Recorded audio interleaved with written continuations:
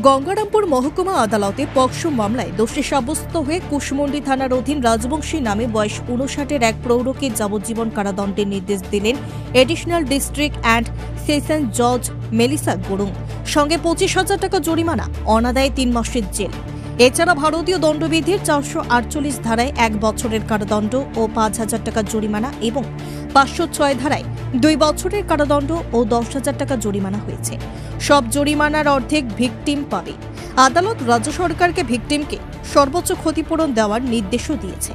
২০১৭ সালে অভিযুক্ত ওই নাবালিকাকে পাট খেতে ও পরে বাড়িতে ঢুকে ধর্ষণ করেন বলে অভিযোগ। ঘটনার পর ২০১৮ সালের ১ ফেব্রুয়ারি কুশমন্ডি থানায় অভিযোগ দায়ের হয়। বিচার চলাকালীন তিনি জামিনে মুক্ত ছিলেন। অধীন রাজবংশের পরিবার দাবি করেছে তাকে মিথ্যে মামলায় ফাঁসানো হয়েছে এবং উচ্চ আদালতে যাওয়ার কথা জানিয়েছে। যদিও সরকারি আইনজীবী শ্যামল পাল জানিয়েছেন উপযুক্ত প্রমাণের ভিত্তিতেই আদালতের রায়। এটা একটা কুশমন্ডি থানার একটা মামলা ছিল, সেটা কুশমন্ডির কাঁঠালবাড়ি গ্রামের মামলা ছিল। সেই কেসে 6 অফ পক্সো অ্যাক্ট এবং IPC 448 এবং 506 পানিশমেন্ট হয়েছে। 6 অফ পক্সো অ্যাক্টে লাইফ ইমপ্রিজনমেন্ট হয়েছে, সেই সাথে ১০,০০০ টাকা ২৫,০০০ টাকা ফাইন এবং অনাদায়ে ৩ মাস জেল। আর 448 IPCতে 1 বছর ইমপ্রিজনমেন্ট এবং ৫,০০০ টাকা ফাইন, অনাদায়ে 1 মাস জেল।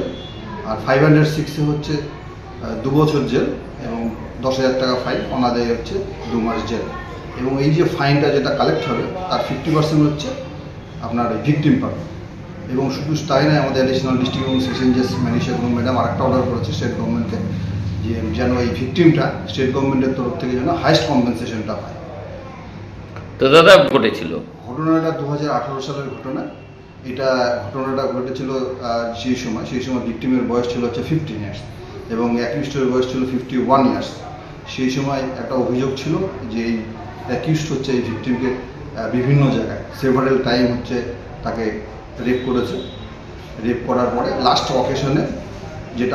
অকেশনে কমপ্লেনটা হয় এবং সেই সময় দেখা যায় মেয়েটা অলরেডি 6 মান্থ প্রেগনেন্ট ছিল এবং পরবর্তীকালে কেস চলাকালীন অলরেডি বাচ্চাটা ডেলিভারি করেছে।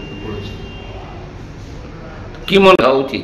একদমই তাই, এটা একটা দৃষ্টান্তমূলক সাজা আমাদের অ্যাডিশনাল ডিস্ট্রিক্ট এবং সেশন জজ মেলিসা গুরুং ম্যাডাম দিয়েছেন এবং ভিকটিম সঠিক বিচার পেয়েছে এবং এটা সমাজের কাছে একটা বার্তা যায় যেন ভবিষ্যতে এই ধরনের অপরাধের সাথে কেউ যুক্ত না হতে পারে।